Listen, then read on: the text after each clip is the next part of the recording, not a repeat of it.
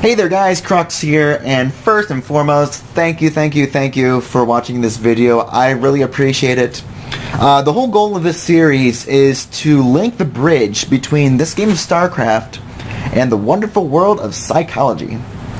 Now, I should mention first off here that this is not one of those videos where you kind of type into the chat and say to your opponent, hey, I am going roaches, I'm going all in, and you do the exact opposite.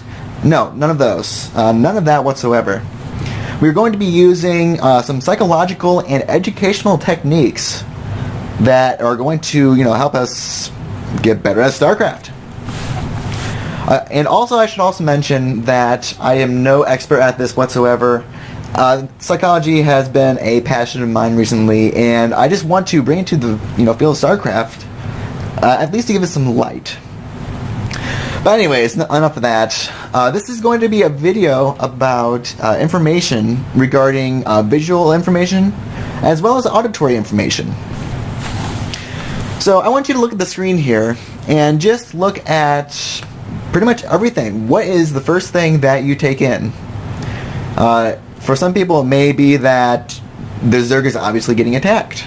Some people may automatically look down to the minimap and say, well, this guy's doing this and the other guy's doing that, ha ha ha. But what I'm trying to get at here is that there is a lot of information to sort through. If you look at the minimap, even like that gives you a crap ton of information. We can see that the Zerg is already on 3 bases, while the Protoss is only on 2 bases. Nothing abnormal there. But you may also see that the Zerg has also killed off the main base. Whoa. Okay, that's a little bit unexpected. We also see that the Zerg has a little bit better map control, having his overlords and Zerglings spread out across the map just to see where that oncoming pressures might be coming from. Again, great play by Zergs, all the good stuff. We also see that his third is not actually up yet, is not running, there is no creep. But again, this is all of the information just coming out of the minimap. If you look over here, we see that, hey, the Protoss player is using hotkeys.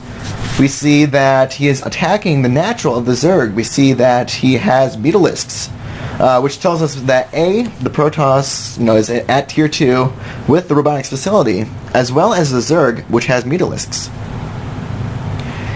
It also tells us, what kind of income, and we're not going to worry about any of the other tabs right now. Again, this is a lot of information that's getting thrown at us, and it is just crazy what we have to kind of sort through just to get the useful information and throw out the rest. Now, on the contrary, think of all of the auditory cues, that happen in the game that are relatively important. There's not very many.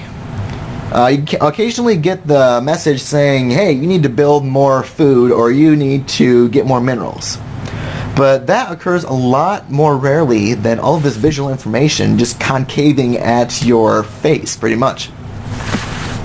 So in the next episode, we are going to be looking at using some of that auditory information and turning it into a cue that will help us get better at StarCraft.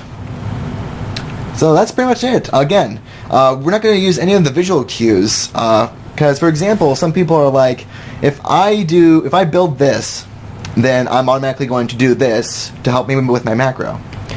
Most of the time, that's looking at the screen, and you're already kind of flustered by everything that's going on. So this is why I think that auditory cues would be a little bit better than some of the visual ones, for the sheer fact that there are not as many important ones. So that's pretty much it, and hopefully the next video will be up soon, and alright, that's about it. See you guys.